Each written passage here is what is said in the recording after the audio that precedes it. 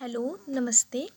आज हम जिस कहानी का अध्ययन करने चल रहे हैं वो कहानी है एक टोकरी भर मिट्टी, जिसके लेखक हैं माधवराव सप्रे। यह कहानी हिंदी की आरंभिक कहानियों में से एक है। कहानी को पढ़ने से पहले थोड़ा सा लेखक के बारे में जान लेते हैं।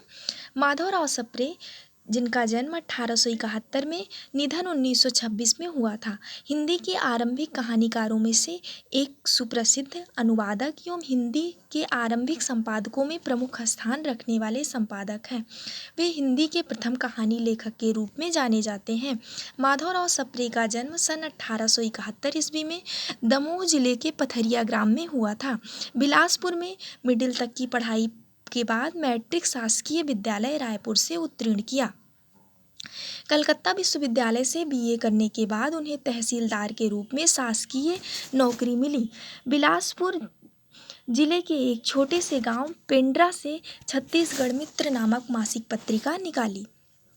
आपने मराठी में रचित समर्थ रामदास के दासबोध और लोकमान्य तिलक रचित गीता रहस्य जैसे मराठी ग्रंथों पुस्तकों का हिंदी में अनुवाद भी बखूबी किया।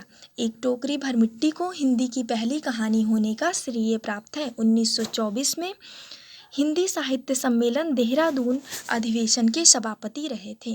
अब इसका कथासार देख लेते हैं।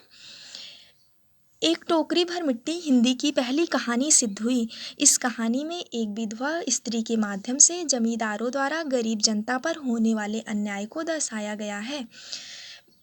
विधवा स्त्री की दयनीय अवस्था और नियति द्वारा उसके पारिवारिक सदस्यों का निधन होना तथा उसकी दुर्दशा को व्यक्त करता है। जमींदार के द्वारा जबरदस्ती उसके झोपड़ी पर कब्जा करना और झोपड़ी की एक टोकरी भर मिट्टी का उसके द्वारा ना उठना उसके अपराधी भाव को दर्शाता है। अंततः इसी अपराध भाव का एहसास कर कृतकर्म का पश्चाताप करते हुए जमींदार का विधवा से माफ़ी मांगना कहानी को आदर्शात्मक स्तर पर उठाता है। यह कहानी हिंदी की पहली कहानी होकर भी प्रभाव की दृष्टि से मौलिक है। आइए कहानी का अध्ययन करते हैं। एक टोकरी भर मिट्टी।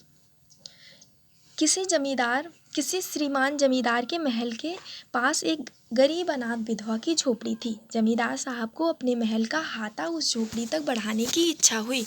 विधवा से बहुतेरा कहा कि अपनी झोपड़ी हटा ले, पर वह तो कई जमाने से वहीं बसी थी। उसका प्रिय पति और इकलौता पुत्र भी उसी झोपड़ी में मर गया था। पतोहू भी एक 5 बरस की कन्या छोड़कर चल बसी थी। अब यही उसकी पोती उसके वृद्ध काल में एकमात्र आधार थी। जब उसे अपनी पूर्व स्थिति की याद आती तो मारे फूट फूट कर रोने लगती थी। और जब से उसने अपने श्रीमान पड़ोसी की इच्छा का हाल सुना तब से वह मृतप्राय सी हो गई थी। उस झोपड़ी में उसका मन इतना लग गया था कि वह बिना मरे वहाँ से निकलना नहीं चाहती थी। श्रीमान के सब प्रयत्न निष्फल हुए। तब वे अपनी जमींदारी चाल चलने लगे।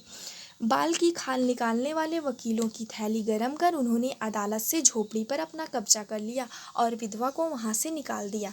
बेचारी अनाथ तो थी ही, पास पड़ोस में जाकर कहीं रहने लगी।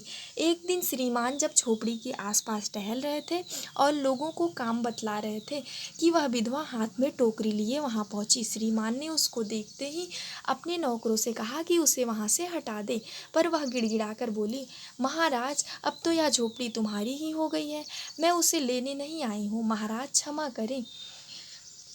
तो एक विनती है। जमींदार साहब के सिर हिलाने पर उसने कहा, जब से यह झोपड़ी छूटी है तब से मेरी पोती खाना पीना छोड़ दिया है। मैंने बहुत समझाया पर वह नहीं मानती। यही कहा करती है कि आप अपने घर चल, वहीं रोटी खाऊंगी।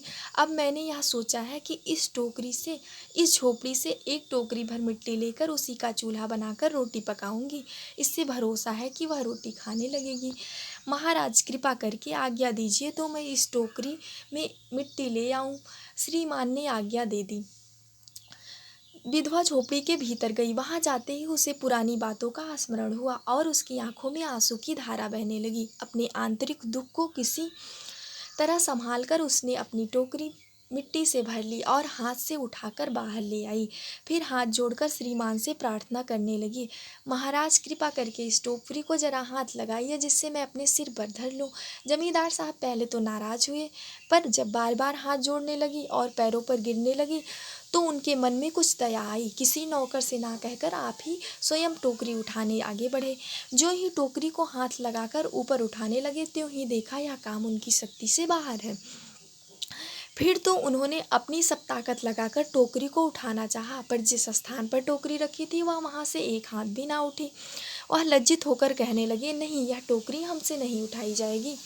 यह सुनकर विधवा ने कहा, महाराज नाराज ना हो, आपसे एक टोकरी भर मिट्टी नहीं उठाई जाती, और इस झोपड़ी में तो हजारों टोकरियां मिट्टी पड़ी हैं, उसका भार आप जन्म भर क्यों कर उठा सकेंगे। आप ही इस बात पर विचार कीजिएगा। जमींदार साहब धन मद से गर्वित हो अपना कर्तव्य भूल गए थे, पर विधवा के उपयुक्त वचन को सुनते ही उनकी आंखें खुल गई। कृतकर्म का पश्चाताप कर उन्होंने विधवा से क्षमा मांगी और उसकी झोपड़ी वापस कर दी। तो ये थी कहानी एक टोकरी भर मिट्टी।